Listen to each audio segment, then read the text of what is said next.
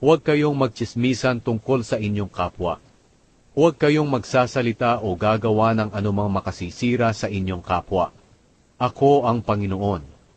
Huwag ninyong kapupuotan ang inyong kapwa.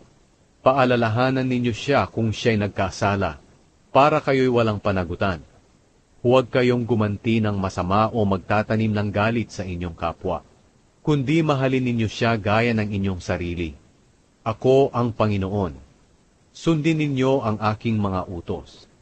Huwag ninyong palalahian ang isang hayop sa ibang uri ng hayop. Huwag kayong magtatanim ng dalawang klaseng binhi sa iisang bukid.